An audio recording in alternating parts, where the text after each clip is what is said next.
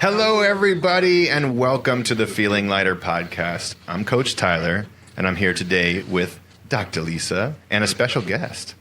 Yeah? Hey, yeah. How are you doing, Dr. Lisa? I'm great. I'm feeling really good. Yeah, awesome. Well, I wanted to start with something that happened to me a while ago, okay? So I'm in my late 20s, and I'm kind of making a mess of my life.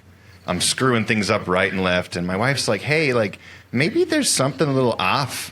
Right? Maybe there's something a little off with what's going on. You should go talk to a doctor or somebody who might be able to help you out. And I was like, what do you mean? There's nothing off. And she's like, well, maybe you have ADHD. And I was like, what? I do not have ADHD. So I start reading a book about it. And I'm reading these things. I'm like, well, maybe a little bit like that. Well, maybe a little bit like that, but not that. No, not that. And I read a story where the guy talks about starting his barbecue and he forgets about his barbecue and he catches his house on fire. And I was like, see, I would never do anything like that. Well, at that time I was listening to this book, I was driving over the hill to San Jose, which is about 30 minutes away. I did a therapy session with this therapist I was seeing, and then I drove home. And when I got home, the stove was on. I'd left the tea kettle on the stove. And I was like, oh my God, I am fighting this, and that is exactly who I am. And my whole life turned around once I acknowledged that and started developing tools to be able to manage it more effectively. But I was 30 years old when I found out I had ADHD. Can you believe that? Wow. And it's crazy.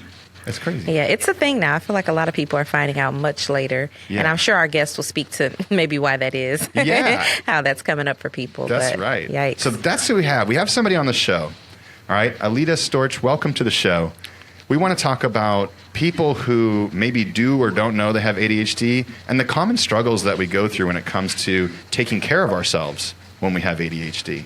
Because it's so easy to get distracted and forget about what you're supposed to be doing. Time goes by and you end up just not really making the decisions that Yeah, thanks so much for having me. So, I really appreciate it and can totally relate to your story. And there have been so many kitchen fails in my life. So totally get it. Yeah. Well, speaking of stories. So I grew up in a small town. Excuse me. Okay. Sorry about that. I grew up in a small town. My parents were hippies. They built their own house in the 70s. They believed in medication and mental health and everything, but they also really believed in letting both me and my sister kind of grow up in the way that we needed to and really embracing our quirks and kind of our weirdness. So I really struggled with hyperactivity as a kid, and teachers, counselors, doctors kind of threw around the idea that maybe I had ADHD. My parents were like, yeah, but she'll grow out of it. She'll be fine, right? Yeah, she talks a lot. Yeah, she can't sit still. Yeah, she's kind of a hot mess and can't remember to bring her backpack to school, but she'll be fine. And while I was living with them, I was able to function and really get through life. And then when I went to undergrad and I didn't have them kind of taking care of me and bringing my backpack to school and feeding me, I started to really struggle with executive dysfunction, which is the biggest issue with ADHD. And I just I couldn't keep track of anything. I was super overwhelmed, super stressed all the time. I was struggling with food.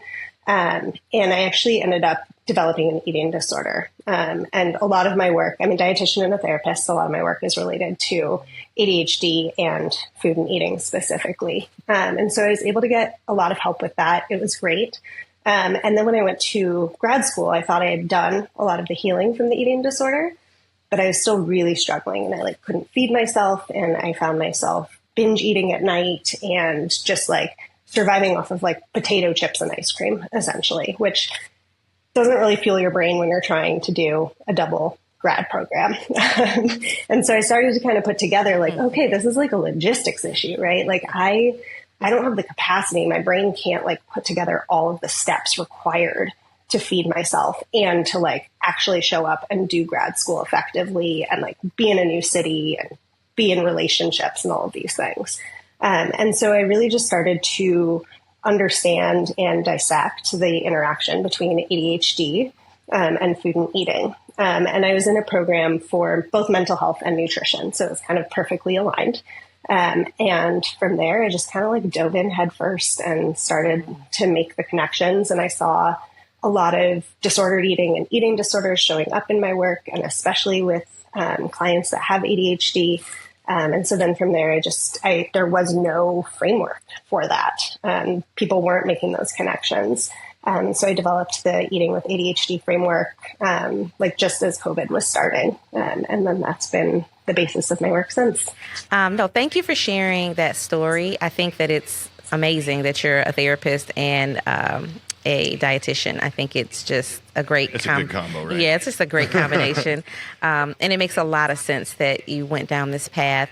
I work in the eating disorder community. We talk about eating disorders and diet culture and all the things on this podcast pretty consistently. But I would love, especially for our listeners, to sort of understand what makes navigating disordered eating or an eating disorder with ADHD unique and more specific and different than someone who does not have that diagnosis. Yeah, I love that question. And so appreciate, you mentioning the sort of like fat phobia and weight stigma and how that also shows up. And I'm sure we will also talk about that. So with ADHD, I would say the big difference within like disordered eating and eating disorders is this idea of unintentional restriction. So with traditional eating disorders, the restriction tends to be rooted in a desire to shrink the body or to have control, to avoid certain foods. And with ADHD, there's often some of that, right? Because we're all like swimming and living in diet culture. But then there's also the unintentional restriction that comes from typically executive dysfunction. So difficulties with working memory. So even remembering that food exists, issues with interoception, which is like being able to notice our body's cues. So things like hunger and fullness, thirst, having to go to the bathroom. ADHDers tend to struggle with noticing and interpreting those cues and then actually responding to them because of difficulties with motivation, with task switching, with just like carrying out basic like step-by-step tasks. And so all of this really leads to this unintentional restriction, which almost always then leads to some sort of like binge eating or compensatory eating. And because of diet culture, right, we're taught like, well, if you're binge eating, if you're eating more than you should be, or if you're choosing foods that aren't like quote unquote healthy, then you're doing something bad. And ADHDers have a really high propensity for shame, for guilt, for shame, and just sort of spiraling into that. And so that just sort of exacerbates, right, like the negative feelings, the emotional discomfort, emotional dysregulation. And that can sometimes even lead to intentional restriction. So it's sort of this messy cycle where like we're forgetting to eat or we're just not able to eat. And then we're like, quote, overeating, right? And then maybe purposely not eating or just totally forgetting to eat again. And so it looks a little bit different, which is why it's so important to untangle how much of this is ADHD, how much of this is like disordered eating rooted in diet culture, and sort of working on both sides of those at the same time is really necessary with executive dysfunction. I got a comment and a question real quick for this. Great. So the first thing I want to say is I'm really happy you mentioned that when people have ADHD, there's a propensity for shame. Because growing up in my life, I just remember teachers saying he doesn't apply himself, and then everybody around you kind of just like, for lack of a better term, they kind of shit on you throughout your life and make you feel like you're doing this on purpose.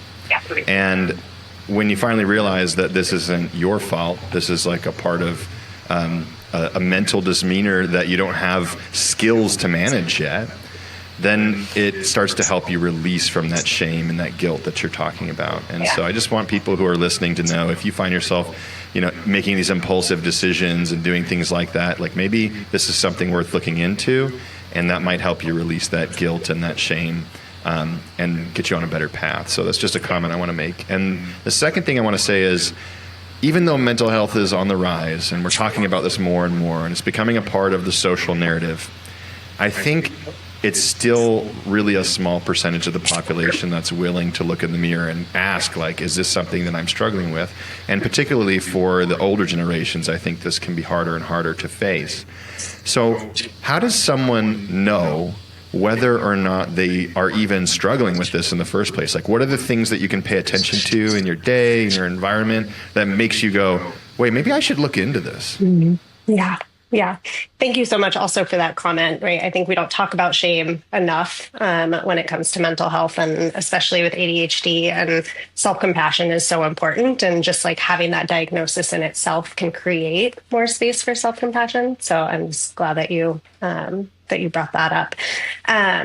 In terms of trying to figure out, like, is this something I'm struggling with? It's so complex and so layered. And as you mentioned earlier, there is a much higher rate of diagnosis right now, especially among adults, right? Among the older population, among people who identify as female are getting diagnosed more. And a lot of that has to do with social media, right? People are talking about their mental health difficulties. And so people are feeling more connected, and they're noticing, like, oh, I really resonate with what this person is sharing about their story. Like, maybe that's what I'm experiencing. So that has been really helpful in a lot of ways. There is also a lot more understanding of the way that ADHD and just like neurodivergence in general shows up outside of like the classroom, outside of the experience of like young male white boys, right? We've really expanded, right? Like, okay, this continues. This is a lifelong condition. What does it look like when people get older? What does it look like for people that don't fit this like very specific mold that the diagnosis was sort of designed around? And so the complications with it are that ADHD can also look like a lot of other things, and a lot of other things can look like ADHD. And so I think there is maybe not necessarily an overdiagnosis, but a like jumping to the conclusion of like, this is what I have. And so I really encourage people to do a really deep dive, right? To not just kind of see one experience and say, oh, that's what I feel, that must be, right? And kind of get like, hooked on that. To Dr. ChatGPT and then walk away. Totally. Exactly. Yes. Yeah. Because, right, like if someone who doesn't have ADHD, maybe they have like a severe history of trauma, and the trauma is actually what's causing the emotional dysregulation and the executive dysfunction. If there's sort of this latching on to, well, it must be ADHD, then that part of them that has experienced trauma gets missed, right? And like all the ADHD treatment in the world isn't going to support them in moving through that trauma. And so I think I want people to get diagnosed and to really explore that. But I think it's worth looking at what are all of the possibilities when people go through that journey, to really like parse out what is actually happening here. How does one do that? So yeah, I took my daughter through a comprehensive neuropsych eval. Yes. It was $5,000 led by a PhD who specialized in this. Yes. And it gave us like a book on our daughter. I mean, I was like, how did this person know so much about my daughter? She also spent, I think, like 8 hours or something with her doing various tests and conversations. Yes. I was like, everybody needs this, but it's not accessible. So like, how does somebody start that journey? Yes. Yeah. If that is accessible to you, awesome. I think that can be very helpful for a lot of people. And some people still don't get the answers that they want from that, right? Like I've had clients go and get the assessment and people are like, oh, like you're just stressed or you're just anxious, and that doesn't resonate for them. And so even if it is accessible, it might not always be like the most illuminating or the most helpful. So that's one resource. If people are able to afford that, if people are able to access that, great.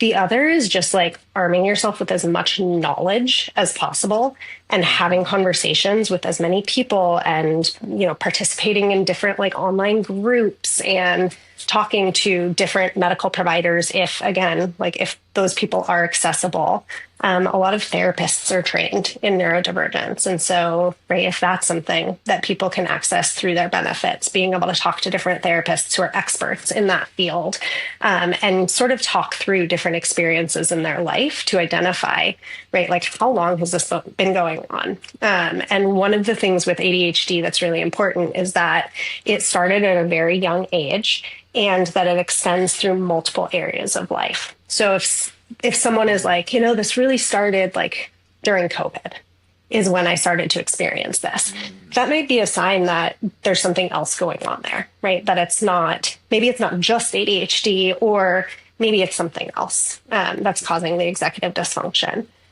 But then there's also, go ahead. Go ahead. No, go ahead. Oh, I could go on and on.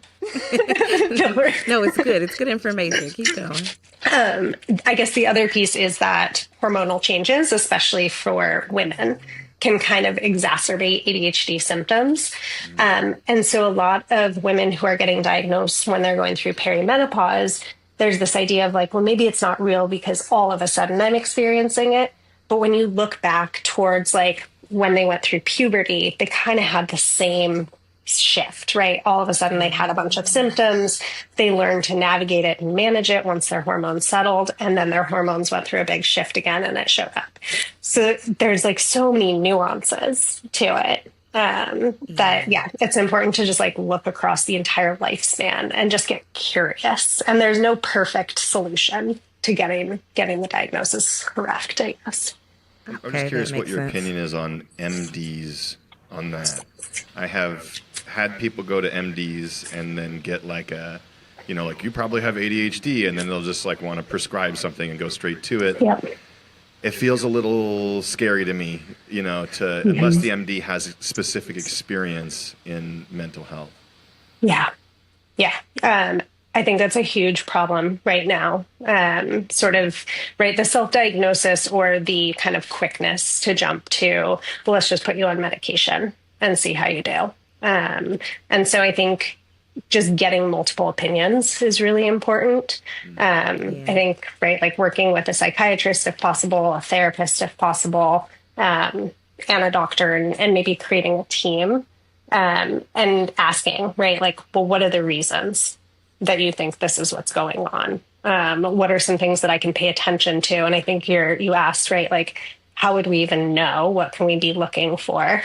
And so a lot of things like being really messy and disorganized, right? Like my office looked real clean in the video, but if I turn my camera around, like my desk is a huge mess. And I struggle with just like keeping things neat and organized. And it's sort of like, I'll deal with it at some point, but like, it's not going to happen until it's such a big deal that I can't handle it anymore. So people who function really well when things are really urgent. So sort of that like procrastination, right? Like, I'm not going to clean my desk until like my sister comes to visit and I know she's going to need my office. That will motivate me. And being motivated by interest, by passion. So a lot of ADHDers are very multi-passionate and kind of jump from hobby to hobby. So maybe they're really motivated and interested in doing one thing one week, and then they totally forget about that thing. And the next week it's something totally different, right? It's great. It's fun, but it's also, right, it's exhausting.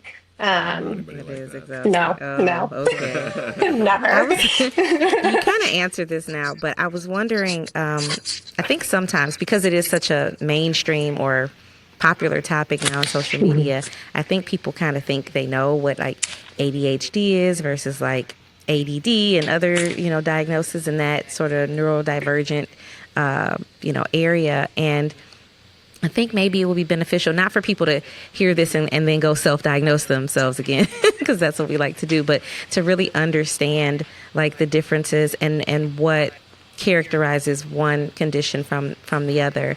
And then, of course, the benefits in being able to get diagnosed as opposed to just doing it yourself. Not that we can't learn and listen and recognize like, oh, I do that, and perhaps adopt strategies, but, different than just going around saying you have something that you never really gotten inspected by someone with some expertise in the area.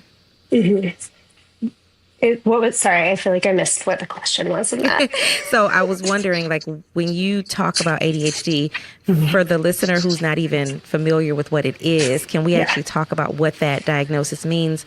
You know, Yes. you've mentioned some ways it shows up in day-to-day life, but some people, I think, just hearing it online and hearing some characteristics are like, oh, that's me, I've got that. Yes. Versus like fully I understanding. procrastinate on the laundry. I got Totally. ADHD. Yeah, I hear that a lot. Totally. Yes. Yeah. Right. Like just kind of to the idea clarify. that everyone has a little bit of ADHD.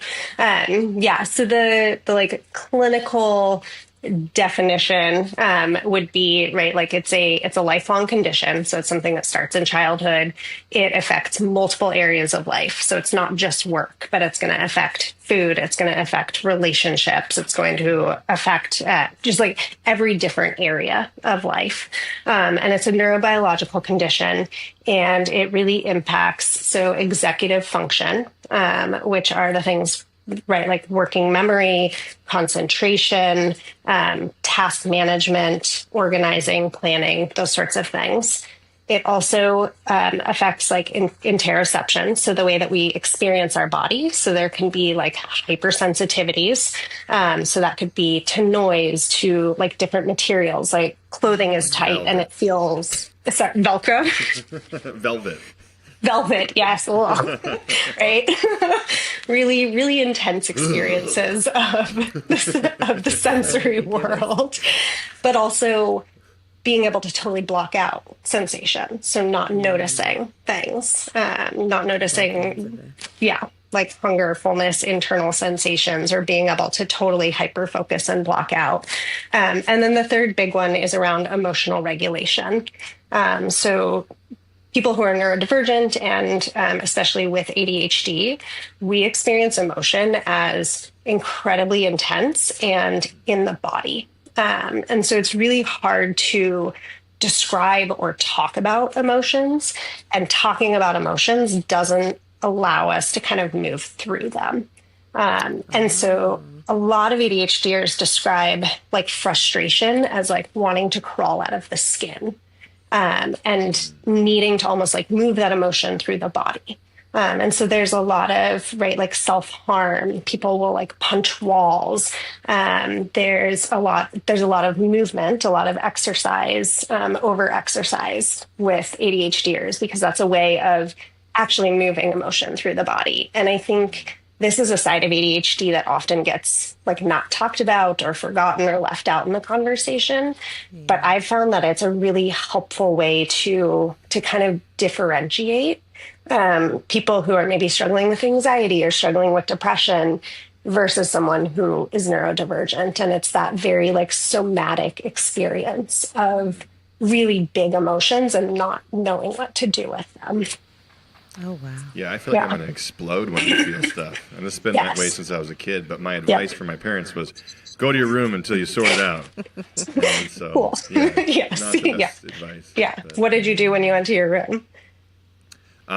Usually just freak out and either cry or rage out with my body. And then it would flow through me and then I would come out, you know. And eventually I got good at suppressing it so that those things didn't hit until I went into a therapist's office with my wife, and the therapist slid a laminated cue card of emotions across at me, and I was like, what does frustration mean? You know, it was like a really wild moment. And then that unlocked all the feelings again, and it was a challenging decade, let's put it that way. Yes. Yeah. I feel like that's such a good example, right? Like in therapy being like, okay, which of these emotions are you feeling? And for someone who's neurodivergent, it's like, I don't know. It just feels like my heart is about to beat out of my chest and I need to like lay on the floor and stomp and have tantrum. Right. And that to me is like kind of a classic sign of ADHD. We're really good at throwing tantrums and stomping around. There's a wall in my house where I slammed open a door and it put a hole in the wall. And my husband ended up finding it kind of hilarious, retrospectively, because I don't even remember what I was frustrated about. And so he named it Aleta's Rage Hole, right? And we just left it there as like a reminder of like, that's what happens when you don't just like get it out of your body. When you let it build and build and build and suppress, it's going to explode. I think that is such a good point about the over-exercising piece. I had never, ever considered that with a client like who's in some way either disordered in their movement or their food. That concept of like, if you have ADHD, this is like a constructive way to move an emotion through your body. So how do you, with your both backgrounds that you come to the table with for your clients, how do you figure out a way to manage a client or patient whose treatment is also a part of their symptom? Does that make sense? Like, what do you do for someone who needs to move to get this emotion out of their bodies, but they're not maybe fueling themselves enough for this movement, or they're over moving or over exercising? Like, how do you even come into that and make sense of it all for them? Yeah, that's a great question. I think just like building awareness and understanding of how that movement is really helpful, and sort of like how did that develop, right? And it is sort of that idea of like unintentional over exercise. So similar to like unintentional restriction, right? It's like maybe you're not doing it because you want to shrink your body or because you need the control, but you're actually doing it because it's the only way that you can like function throughout the day and move that through the body. And so with clients like that, of course, we talk about creating more opportunities for fueling and making food more accessible, and talking about actually fueling during the movement, because that's really hard for ADHDers. I struggled with that for years, and being able to eat while I'm like backcountry skiing or mountain biking has made a world of difference. And then the other piece is finding other small ways of moving emotion through the body outside of physical activity. So that could even be something like just like shaking your arms, right? Or like stomping around the house when you're feeling frustrated. Things that aren't using like as much energy necessarily as sort of like off-gassing some of that emotion. And then movement doesn't become like as obligatory or required in order to function throughout the day. And so then it's maybe easier to ease off and not push the body so hard in order to feel good. That's a good idea. I just want to say I resonate with that so much. I used to just like, I've got to move like 2 hours every day, otherwise I'll explode. Yep. And it was a tool that was helpful in helping me regulate everything else. But I'm really happy you mentioned shaking. This is something that we teach people at WeShape now. When we experience an emotion, it's not about solving it in the mind, it's about solving it in the body. Yes. And one of the best tools to get that out of your body is shaking and the physiological sigh. And like literally one of the things you'll see me do when I get stressed out is I'll kind of bounce real light, real shake my arms, shake my legs, and and maybe I'll shake my face along with it. But it's surprising that, a minute of that, 30 seconds of that, can do the same type of movement of those feelings through your body as I used to have to like hit a tire with a sledgehammer and then sprint and then, like just do all this stuff to get that same amount of energy out. So, Totally. It's a more useful and practical way to do that. Yes. Yeah. And then you probably have like the capacity to be more connected when you are moving your body more intentionally, right? Like when you're engaging in physical activity, you're more centered, you're more grounded, because you're not just trying to get rid of emotion. Exactly. Yeah. Yep. Yeah. That's beautiful.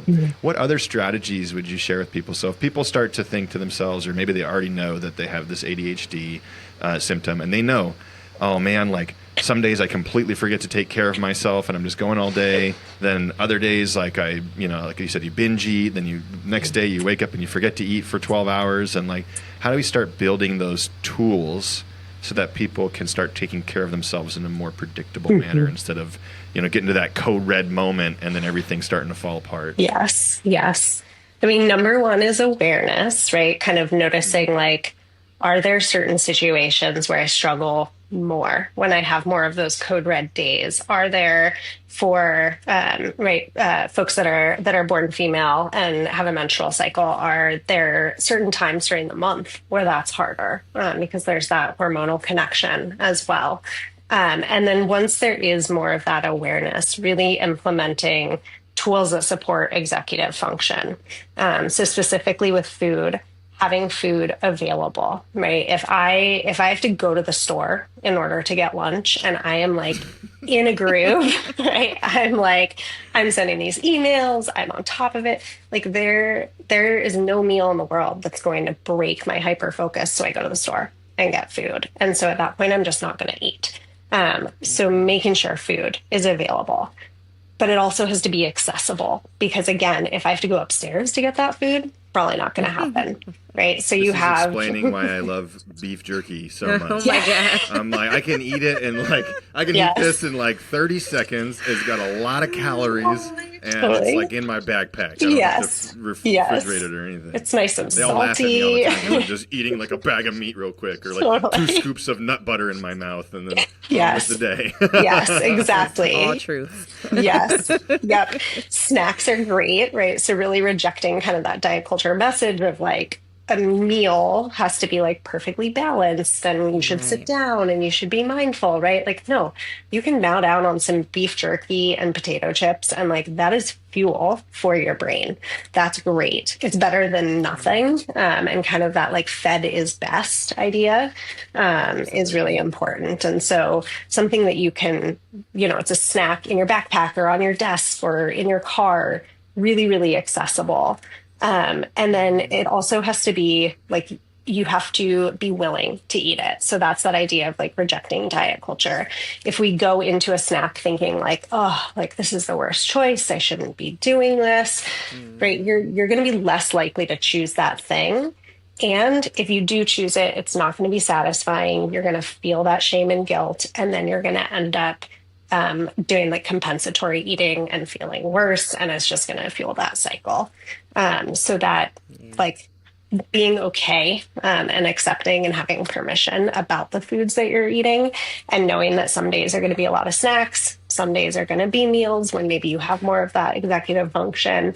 And a lot of that comes down to self-compassion and just sort of acceptance of this is like what my brain is capable of today or right now. And that's okay, because that's still fueling my brain and fueling my body on some level. I like the self-acceptance piece. Yeah. Because it's just the reminder that like there is no perfect way to do it, right? But even if there was, we can't do it perfectly every day. We just don't have that. And as someone who doesn't, I don't believe, have ADHD, the accessibility of food is huge. It's helpful for everyone. It is huge for everyone. Like being able to have access to food, because if you live in this current world and you're doing a million things like most of us are, you might as well have ADHD, because you're being pulled in so many different directions all day. Mm-hmm. And so to have to stop, even though fueling yourself should be extremely important, but even to stop, when you're in the middle of a project and you have a deadline, or your kids need something, or, you're cleaning your house, anything where you get hyper focused, this idea that like food is right there. Mm-hmm. And it's accessible and I can get it and I don't have to go upstairs or downstairs or heat something up or do something special. I think that's a tip that anyone can take, whether you're neurodivergent or not. So thank you for sharing that. Yeah. How do we plan for this? That's what I want to know, because, that's the key in my own tools and strategies is if I develop rhythm, checklists, and planning, that changes my life. If I get rid of the checklist, I get rid of the rhythm, and that kind of gets rid of the planning. All of a sudden, it's 6 p.m. and I'm like, I need food, and I'm like angry and I feel horrible. Yep. So exactly. How do we start with that piece of you're not going to bring something with you unless you have the awareness, like you said, to go, I should pack a lunch every day that's in my backpack and ready to go. Or before that, I should go to the grocery store and have Yeah, foods available to pack a lunch every day. Yes. Right? Yes. Yeah. I mean, number one is keeping it super simple, right? Like not trying to overplan or feel like, I have to figure out 5 dinners and 5 breakfasts and all my snacks for the entire week. Like that's not a great place to start. And so it might be thinking about like, okay, what is like one snack that I could make sure that I have everywhere this week that I know that I like. And for a lot of ADHDers, that's actually trail mix. And I think it's because there's a lot of novelty. There's so many different types of trail mix. There's chocolate, there's things that are crunchy and salty, right? So that really like activates the reward system in our brain. And so then it's like, okay, great. Could you get like the individual packs of trail mix and just like put them everywhere so you don't have to think about it. You don't have to plan for, right, at least even just the next week. And that in itself can be a game changer, because if you stop and you have a snack throughout the day, your executive function is going to be better. And then maybe you remember to stop at the grocery store on the way home, because your brain is trail mix is so good. It's so good. Yes. And this is just my own expression of this, but like, like a salad. Like I do like a salad, especially like when it's fresh and crispy and it's refreshing. But it takes like 30 minutes to eat a salad. Yeah. You know what I mean? Like you can get more calories in a handful of trail mix in 30 seconds. Totally. Yes. I got stuff to do. Yes. And it doesn't rot in the fridge, right? You don't forget about it. Put it in your backpack. Yeah. Exactly. And one of my favorite tools that I use with clients and people in my online programs is this idea of level planning. So it's like you can make a plan for a meal, but if you get to that time in the week and you're like, I'm so tired, I'm so burnt out, like I did a million things today, you're not going to do that meal. And so when you're planning, kind of thinking about how much capacity do I think I'm going to have on Wednesday? Okay, I'm seeing 6 clients and like I'm not going to be able to like make macaroni and cheese from scratch. So maybe I plan for box mac and cheese. But if I have the capacity, I'm going to add some frozen broccoli and some pre-cooked chicken sausage to it, right? So it's sort of thinking about capacity and planning meals and snacks around what you anticipate, but then having the ability to increase, right, the steps or the skills required, or even decrease it to like, great, it's just going to be box mac and cheese. And that's what I'm going to have. And that's okay. I love this. You're speaking to something, this over-ambition that we have with ADHD and a little bit of a lack of realism in what we're able to accomplish in a day. Yep. So is your recommendation in that respect, like I heard you say start simple, but like to me, I'm like, start simpler than you think you need to start by like a order of magnitude. Yes. Because I think as ADHD people are like, yeah, simple. We'll just cook some like fettuccine Alfredo with like a chicken parmesan, and then we'll do some roasted broccolini on the side with like a, and it's just like, it's crazy. Yes, right? And exactly. Exactly. Yeah. It's like, what's one thing? Yeah. What is like one thing you can do this week, right? Or if you know historically that you try and make that fettuccine and the broccolini and the chicken parmesan and you don't do any of it, right? Then how can you outsource 90% of that? So maybe you buy the chicken fettuccine Alfredo at Costco and you get some broccolini, and maybe you make the broccolini and maybe you don't. And if you don't, then that's information that maybe frozen broccoli is where you need to start. So it's kind of getting curious, gathering data. We, as ADHDers, struggle to learn from our mistakes and then apply that to future situations. Like that is one effect of executive dysfunction. And so getting really curious about that is an important skill to learn. And then kind of thinking through, okay, I know I want to make the broccoli and I say I'm going to do it, but history tells me I'm not going to. So how can I make that easier for myself? Yeah. Sounds like trial, error, acceptance. Yes. Trial, error, failing forward. Fail forward. Fail forward. I love that. Let's wrap on that piece of acceptance. Because, we already spoke to shame and guilt and realizing that this isn't your fault. This is a lack of tools and awareness around what's happening. How do you help people move through that shame, that guilt that happens when we're never taking care of ourselves, or we're always failing to prep our meals properly, I forget to work out, and I went to bed too late, and I said this thing and I hurt this person's feelings, like all these little impulsive things that lead us down a path we maybe don't want to be on. Yeah. Oh, so many ways that shame and guilt show up for everyone, right? Like living in hustle culture and kind of this like perfectionistic culture of we should be like the best version of ourselves. With shame, right? Like the antidote to shame is self-compassion. I really love Kristen Neff's work around self-compassion and just sort of understanding like this is the way our brain works. Self-compassion isn't giving up, right? It isn't saying like, well, then screw it. I don't need to like try and do these things, but it's really meeting ourselves where we are. And it's accepting that like things are really hard. These aren't maybe my skill set, or maybe I didn't do that the way that I wanted to do. And so like, what can I do right now to move forward? It doesn't mean like, what can I do to fix that? Or what can I do to never do that again?